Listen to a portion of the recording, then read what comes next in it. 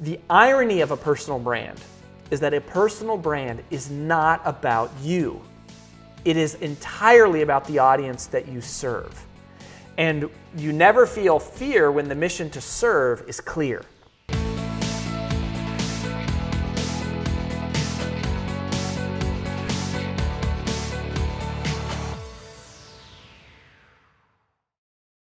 I'm here in his house with my friend Rory Vaden, who is an entrepreneur, a world-class speaker.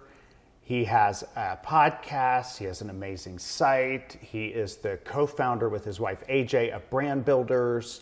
He is, did I mention you're an author? I'm an author, I'm a book person. I'm a Take book the person. Stairs, Procrastinate on Purpose, and more to come in the author category. So he's done it all, and it's great to talk to him, particularly about, can I say that fast? Particularly reputation management, about branding, and about personal branding, which has become so very important. It's something I'm passionate about. So as you've moved into that area and you're an expert, you're helping executives, you're helping celebrities, you're helping, well, anybody that follows you can see and kind of glean from you some of these tips on how to develop a personal brand and thinking about reputation. And I just want to have that conversation with you about reputation. What is personal branding and reputation, and how do those interrelate? They connect. Well, first of all, thank you, Skip, and I'm excited to have this conversation because you're like a real life executive, a real life executive talking about personal branding. And I think personal branding in some ways is a complicated dynamic in terms of the corporate world because it's been associated more with entrepreneurship. And it's kind of like, I think people think of kind of, quit your job and launch a video course and, become an influencer. And I think what's really happening is it's way, way more than that. And it's always been about reputation. But it is true, people always lead there. I'm always That's like, where they think. You want to leave your day job to go to your dream job. I'm like, but what if your day job is your dream job? Is the dream job. Well, what if you don't want to do that? Well, and you're a great example of it's like you've built a personal brand without leaving the corporate, like your corporate post. It has enhanced your corporate authority, your leadership opportunity, your ability to serve your customers and your company. And I think that is something that executives are waking up to. Perhaps it's like, okay, there's a part of this that really matters to us. And if you look at look at Steve Jobs and Elon Musk and Richard Branson, those are CEOs, executive people that run companies that built personal brands, and their personal brands helped the company. It wasn't like, hey, I'm going to write a book and go on a speaking tour, although they did have books and they did go speak. It was about building the company, but they leveraged the power of the personal brand. And I think it's just really, really critical because at the end of the day, now more than ever, I think people don't really do business with companies. People do business with people. I have Skip come to my house because it's Skip, right? Like I've known you for years. I was so blessed and lucky to find you, earlier in my career, and I was always so thankful and grateful for that support. And it's like, I know you, and that's, I think, what people want to know is they've been burned by the company, that this sort of faceless organization, and I feel more connected to a human that I can see. I can decide if I like them or I don't. And it's a simple sort of transaction of trust. It's so interesting you say that because I remember when I first started doing interviews, very famous people I'm interviewing, and nobody was paying any attention or watching it because it was under the company name. And as soon as I started doing it under a personal name, people started, and that was the feedback, is people don't follow a company. It's too, I don't know, faceless. Obscure. It's obscure. It's just obscure. And just to get to know you is so very important. So personal branding and reputation management seems to be a trend right now. I mean, it seems like people are really starting to focus on that now. Why is that growing now? Well, I think you asked the difference of personal branding and reputation, and I think that reputation is something we all understand. That is a concept that's been around for decades, and people understand. And I think in many ways, personal branding is just the digitization of reputation. The digitization of reputation. It's it is this idea of doing business with people we know, like, and trust. And, what are you known for? What do people think of when they think of you? And for the most part, a reputation is an assessment of your character, an assessment of your trustworthiness. And to me, the personal brand is basically just extending that into like a concrete form. And there's many different, I guess, ways you can deploy that reputation as in books and speaking and social media profiles and podcasts and articles that you're writing and blogging and all of those things. But it's like the digitization of reputation. And that's where I think people have misunderstood it, because they think, oh, I have to do all these digital things, or I don't like these digital things, and not making the connection that this is reputation. This is what businesses live and die by. This is what careers are built on, or what makes a career crumble is reputation. It's just putting it in a different medium.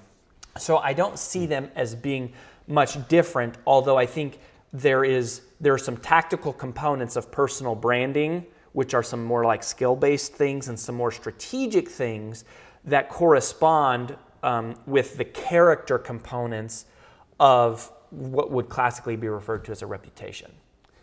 And the intersection between the corporate brand and the personal brand is something that's always fascinating me, because, of course, I live in those worlds, right? Of how do I advance both of those things? Yeah. Instead of, I'm not advancing personal branding at the expense of the company. I'm not advancing the company without realizing that I come with it as well.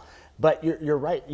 People often will investigate a company and start with the leaders. And if the leaders are nowhere to be found, it's a problem. It is a problem. Well, and I think, and here's an unfortunate trend that I think too many companies are scared of the personal brand. They're scared because they associate it with, if this person starts writing a book or starts a blog or starts a podcast or starts speaking, one day they're going to leave. And I think usually that happens because the company hasn't embraced an opportunity for them to coexist, which is stupid.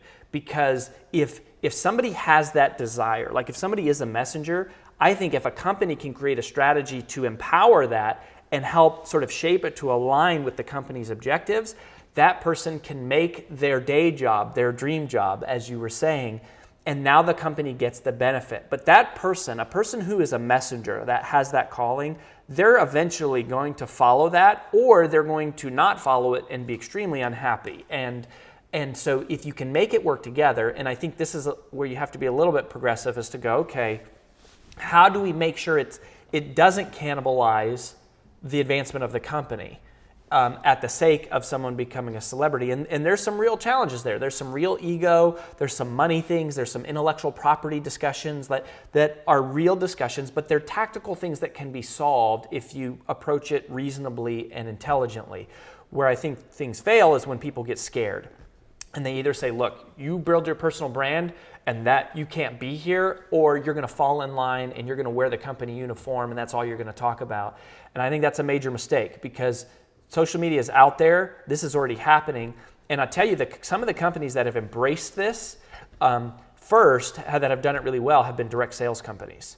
And you think, like I think of Rodan and Fields, exploded, right? Like it exploded because they embraced this idea of we want them to have a personal brand, and then all we're doing is helping them tie that back to forward and advance the company's objectives. But I think you're very rare as a CEO to sort of see into the future that this is where it's going, whether we like it or not. I'm not necessarily a fan of this. Like, I don't necessarily love social media. Like, I would just say that. Right. I do it because it's the same reason why it's like I eat vegetables. I don't necessarily love vegetables, but it is a necessary, integral part of living healthy.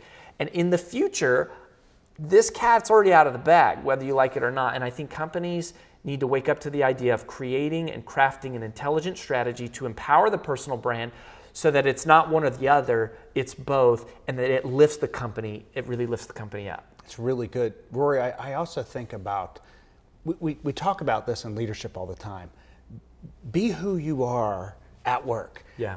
Be authentic, your best self, right? And then we come up with these corporate rules that say, except over here, and then don't share this, and we don't want you to have a podcast, and please don't tweet this way, and please when you post this way. I mean, it's absurd, right? I mean, this world we're in with social media, with everything the way it is, the way you just said, if you want people to be authentic, if you want their best self, you have to let them do that. Now, you can give guidelines, right? I mean, obviously you don't want people way off the reservation. I think about companies, even Southwest, like with, famous with their airline flight attendants or whatever, but they're letting them be who they are. Yeah. And look at what happens. It's not a digital version, but they're hiring for personality, and they're letting people embrace that, that personality or exhibit that personality. I love that, and I love that you're saying that, because I do think we try to compartmentalize the personality piece. Now, and I think there's an education both sides. I think companies need to be a little bit more flexible. And let me do this. Let me share with you something we call the reputation formula, because I think it illustrates this balance.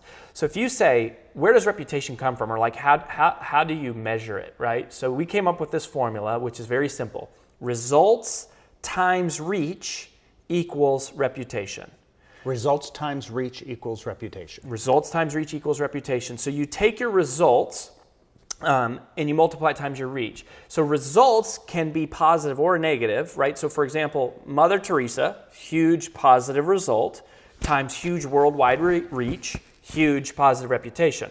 Adolf Hitler, huge negative result, times huge worldwide reach, huge negative reputation. Now, do you know who Michael Phelps is? Of course. Who is Michael Phelps? Swimmer, winningest gold medal Olympian of all time. Of all time. Swimmer. What country is he from? I think actually his mom taught my sisters in school. He lived in Ann Arbor. I know where he lived. Okay, so from the U.S. So let me ask you this. Do you know who Jenny Thompson is? No. So Jenny Thompson is the winningest female gold medal Olympian of all time. She is also from the United States. She is also a swimmer. On the results component category, very comparable. Fantastic. Very comparable. Now, on their reach, radically different. Why? I don't know. Neither one of them are clients of Brand Builders Group, and neither one of them are personal friends, right? Like at this point, I don't know either of them. But from an objective view, they have comparable results. And this is where I think the world is changing. It used to be a good person, live with integrity, have character, live your values, do the right thing. And that's all true, right? That is all true. But you can do all of those things and be the world's best kept secret. That's not a good thing. The worst thing in the world for a company is to be the world's best kept secret. It's also the worst thing in the world for a personal brand is to be the best kept secret. Why would you want to be the best kept secret? See, reach is at least perhaps as important and maybe more important than results. So the results matter, and the company still needs to educate people. It's still about character. It's still about discipline, right? So my first book, Take the Stairs, it's all about personal development and character and integrity. We're not abandoning that in any way. We're edifying that, but we're saying, look, there's this other component, which is reach, whether you like it or not. It's not about vanity. It's not about ego. Sure, there's some negative components of that need to be dealt with, but reach matters. If I don't know about you, I can't do business with you. And companies will spend millions of dollars running these advertising campaigns and completely ignore the fact that their 1,000 employees have access to millions of people on their phones. Right. And if they could just get their employees excited about stuff and empower them to just send a message out, it would cost them nothing beyond what they're already paying them in their salary, and it would be way more powerful because they're activating networks of trust rather than trying to go out and acquire strangers. But it's a two-way street. And as long as it's authentic. As long as it's authentic. And they believe it. It's so powerful. But if someone doesn't believe in your message, why are they there in the first place working for you? I love that reputation. That formula is perfect. So results. And we all think about results, but then we kind of leave it at that. Yeah, and it's results include your character. I think of it as character times productivity, which is sort of, this is the connection of Take the Stairs. My first book was... Were you a math major? Character. I was an accounting undergrad. A little-known fact about Rory. I've heard You've your that podcast, before. and I can hear you talking about balance sheet. Yeah, I'm all accounts into receivable, frameworks. Free cash flow. Although AJ is our CEO. My wife is the CEO, but I've always been into numbers. But I think of Take the Stairs as your character, times productivity, which was procrastinating on purpose and how to multiply time. And then Brand Builders Group is about reach. Yeah, it's about help you growing your reach, which is your reputation. Right, that's good. What about the people who would say some things like this? They would say, oh, personal branding, that's just bragging. That's not branding, it's just bragging. You've heard that before. Absolutely. Right? Not only have I heard that, I struggle with that deeply. Me too. I struggle with the vanity of like, oh my gosh, like self-promotion. Self-promotion. And here is how I have, at best, wrapped my mind around this. So let's say, Skip, that you were sick and you had some sickness. And I had No, let's not. Okay, let's not. Okay, let's say that somebody else was sick and you had the cure. But you didn't want to intrude on them. You don't want to intrude on their life by letting them know that you had the cure. And because you didn't want to be intrusive and because you didn't want to come across as self-promotional, you kept the cure to yourself even though they needed it. That's good. Here's the truth about fear always. You only feel fear when you're thinking about yourself.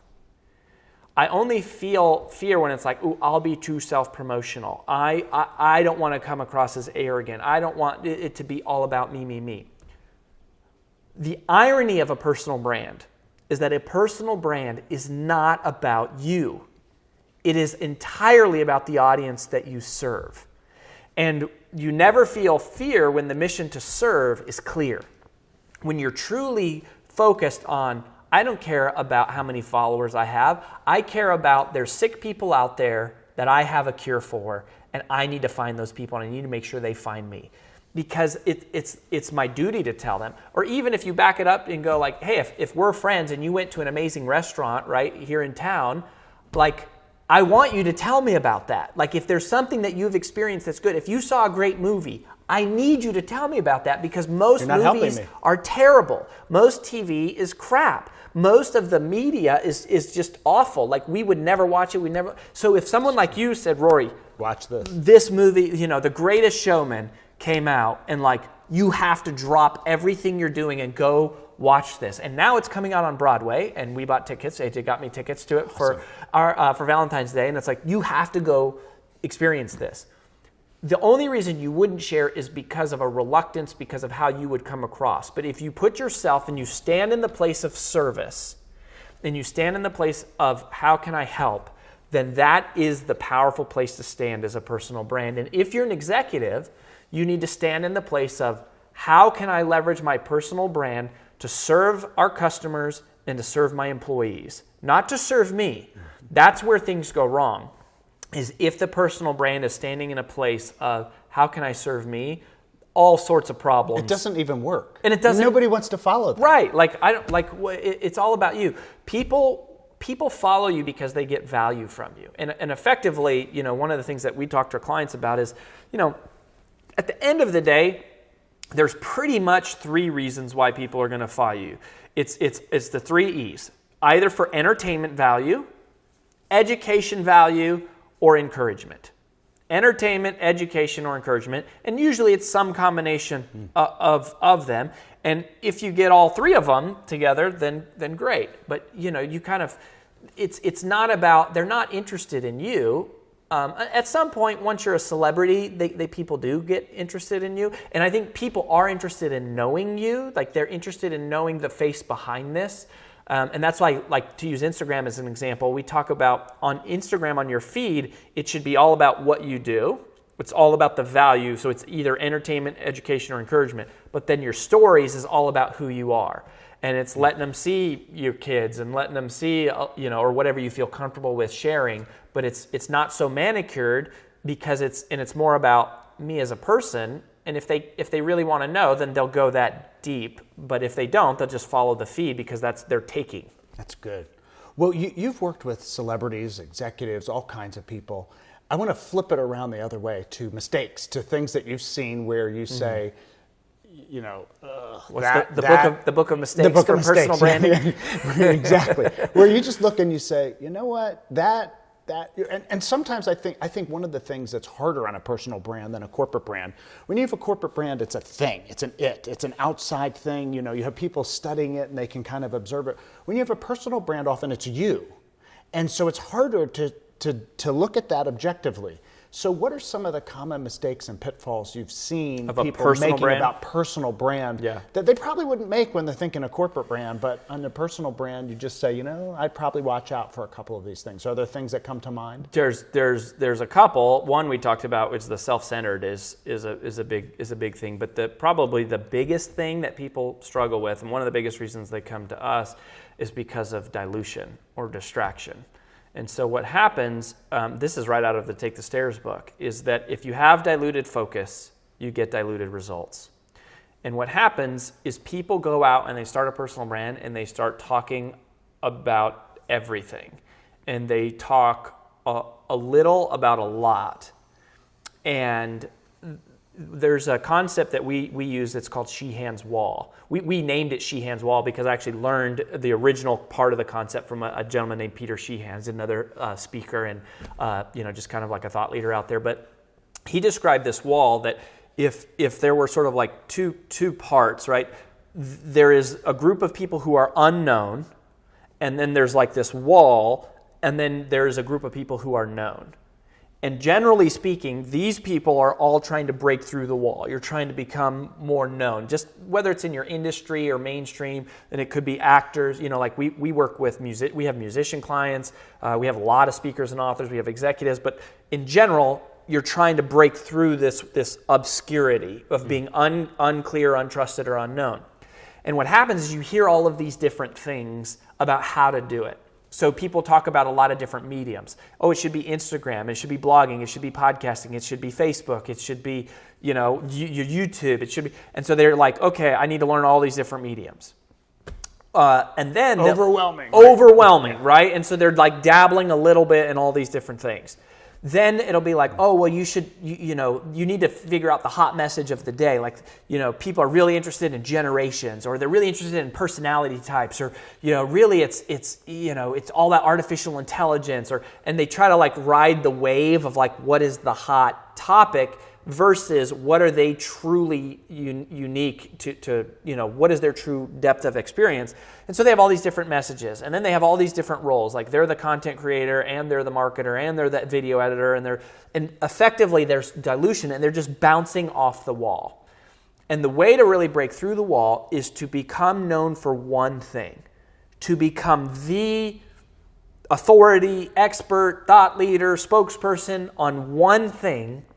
And then you focus on that one thing, and you break through that wall. And often it's one message and one medium. And then you break through the wall. And then once you're on the other side of the wall, then you can expand and do other things, right? Amazon's a great example of this as a company.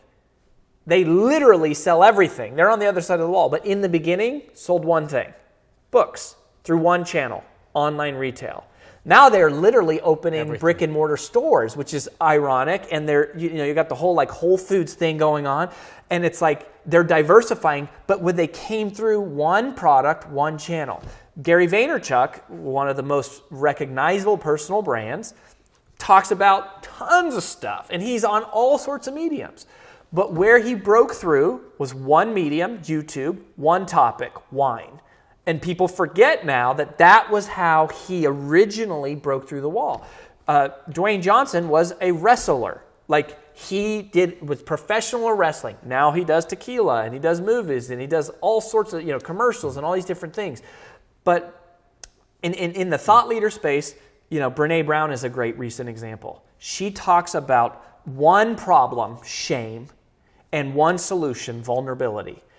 And so, Simon Sinek talking about purpose. And I think, so the best piece of branding advice I have ever received, I wish I said this, but I didn't. This isn't a Roryism. This came from a gentleman named Larry Winget, who you might... Of course I know Larry. You know Larry. Sure.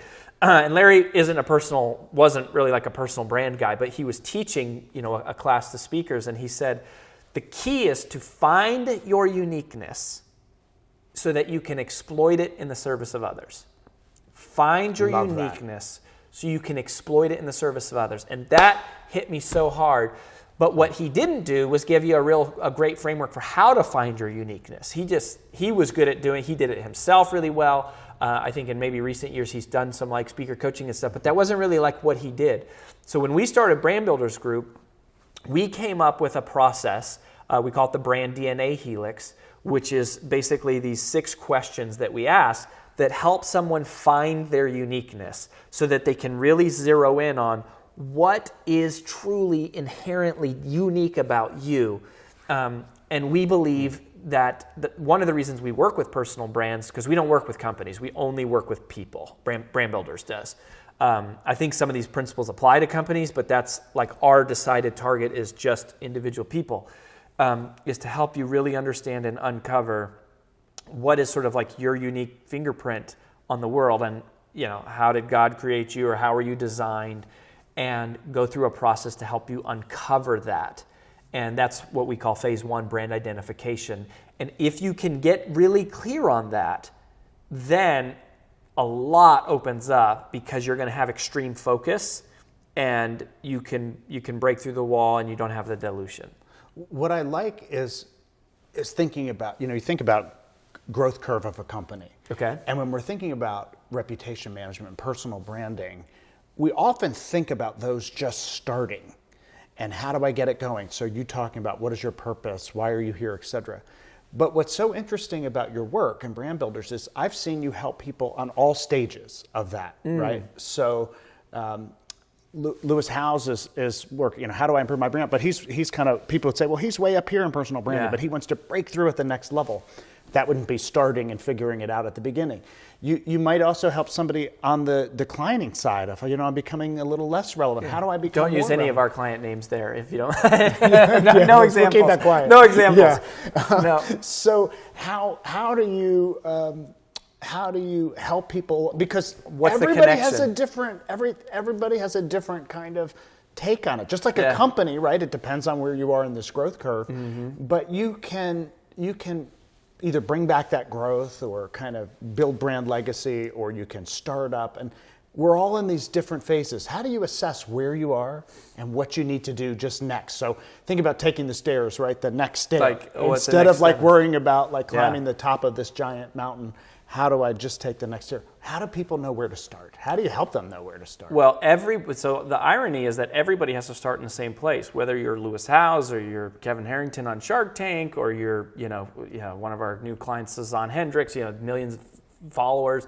That is, people like that, the reality is it's not one wall, it's a series of walls, is actually how you break through. And it's like, it takes more and more focus to break through at the next level. And so Lewis, when we started really working with him, we've been friends for years, but it was really about 2 years ago that we started working with him closely. Was he called us? In fact, that was how Brand Builders started.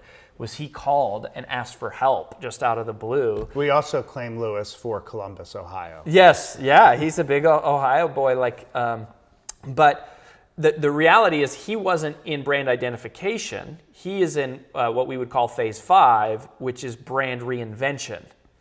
The irony is that it's the brand reinvention is the exact same set of 6 questions that you go through as brand identification. When you start. So whether you're starting out or you're doing the Madonna thing and you're reinventing, it's the same process. And people like Lewis are great examples that the reason they continue to grow is because they continue to learn. And they continue to have coaches, and they continue to have guides, and they know that at each stage of your life, it's sort of like you probably heard that your new life will cost you your old one. It's sort of like this pruning, or one of the ways that we think about it is like if you're launching a rocket, to get it off the ground, it takes all these different and all this energy and all these different assets to just get it off. But once you get momentum, you get clear about where you're going. And certain things are like falling off, and you're honing in on exactly where you're going. So whenever you're trying to break through the next wall is the time to kind of stop and go and take a reassessment. And so that's why, we feature 2 groups of people on our website. It's kind of like the celebrities that people know, and then it's like the people you've never heard of who just were starting out, because and they're equally important to us. It's not that we, love working more with one or the other, because it's always a matter of honing in on your uniqueness and sharpening and figuring out what is my unique lens on the world. And we actually use the metaphor of a lens, like you're wearing glasses. You and I can look at the same thing, but see the color a little differently because we're filtering it through our lens of our experiences. That's where the magic lies. And people follow you because they're not interested in the thing, they're interested in your take on the thing. Your lens. Like Rush Limbaugh is a great example, right? Love him or hate him, people don't listen to Rush Limbaugh for the news. They can get the news anywhere. They listen because they want Rush Limbaugh's take on the news. They associate with his set of values, and they trust his judgment to help them interpret the world around them. That's what personal brands are doing. We're helping people interpret the world around them through a lens that they trust, because they can see us and intuitively know, I kind of like her, or I like him. I feel aligned with this person. And that's part of the value that you provide. But you have to be really clear on what your lens is. And most of us are not. Most of us are just kind of out there sort of talking loosely about things that we like or believe in.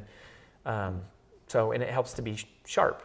Absolutely. It's interesting that preventing irrelevance or decline is about going back to the beginning, going back to those questions, refocusing, and then you can launch it again. The same way you would reinvent a company, right? Is like, same thing. You have some maturity cycle, and then it's like at some point we got to invent a new product, or we got to iterate, we have to innovate. And that's why those are such hot topics in the corporate world of innovation, because it's like there's so many industries that are getting disrupted, and there's got to be innovation. Otherwise, you're about to hit the decline. So it's the natural state of things, right? It's the circle of life. It's like if there's not a rebirth, then you're heading towards death. So good. What about this? Just a theory I have is doing personal branding inside a company. I've seen that if the company brand is strong and clear itself, okay, then the personal brand can go alongside as well. Where there's most of the problems is when the personal brand is so strong and the company is lost. The company brand is weak. Wow. The company mission isn't clear. And so oftentimes where the company is, we have a problem over here with somebody, it's not because they actually have the problem, it's because the company is lacking clarity and a brand and a strong voice. So they do all interrelate, don't they? I think that's a really keen insight of, this person is noticeable because things aren't so clear over here. And so they're like seeing somebody clear on fire that's like moving, and it's like, oh, that's a problem. Like, we got to deal with that. Versus if you're on fire and you're clear about where you're going, people are either going to get on the bus or they're going to get off the bus, but there's a lot of clarity. But in the name of obscurity, it's like, now the attention's going over here. That's really powerful. It's true. I've seen it. Huge. I've seen it over and over. That's the problem mostly with personal brands in a company setting, and the company almost forces the person out on their own. Their very fear that we want to retain that person. Their very fear happens because they're lacking something in value, brand, clarity. I just wanted your take. That's interesting, and I think it's like, if the leaders can do the work of getting clear. I mean, typically there's. That's leadership. That's right? Leadership. And the personality of the company in many ways is going to, I think, always be connected to the personality of the leader. And so, if the leader doesn't have clear values, if they don't have clear ethics, they don't have clear morals, they don't have clear purpose, that's probably going to show up as unclear values, unclear, just where do we stand as a company, and that can create conflict. But I've never seen it that way, but again, we're mostly in the world of personal brands, but to have your perspective on that, I think is super insightful. Yeah, it's an interesting take. Well, we could talk forever about reputation management, personal branding, discipline, all of the topics that you're an expert on. And fortunately, because I'm often here in Nashville, I have the opportunity to talk to you about those things off camera, but it's great to talk to you on camera and on the podcast and hear your take on these things. So we cheer on people's personal brands. I think it's really important, and company brands too. that these things are so intertwined. So thank you so much for talking with Well, us. It's really great. I love that, Skip, and appreciate it. And there's something that if anybody is watching and you're kind of like struggling with some of this, one of the things that we do is we do a first call for free with anybody. So if you're trying to figure out like what is my uniqueness or how does my personal brand align with the company, or like figuring out some of those questions about what could be my message or what could be my personal brand. Can I give out your cell phone here? Even better. Even better is if you go to brandbuildersgroup.com/skip. Oh, you have a skip. A skip, yeah. Okay. brandbuildersgroup.com/skip. You can request a free one-on-one call with one of our strategists. They'll kind of talk you through it and try to help you get some clarity. They'll walk you through some of the questions of the Brand DNA Helix and just kind of like lay out what we do. That's great. And then we may also be a fit to kind of work with you, or we may not, which is fine. But we'll kind of like help you hopefully see the landscape a little bit more clearly. I think it's important for everybody to go through this process, whether or not they want to launch some big YouTube thing or if they just want to get clarity, because the personal brand is so vitally important today. And people they think of it as a side thing or as an extracurricular thing, and it's not, right? It's so core to success of the person and the company. So I love that. Thank you so much. All right, Appreciate Skip. it. My pleasure, my friend. You. Always good to be with you.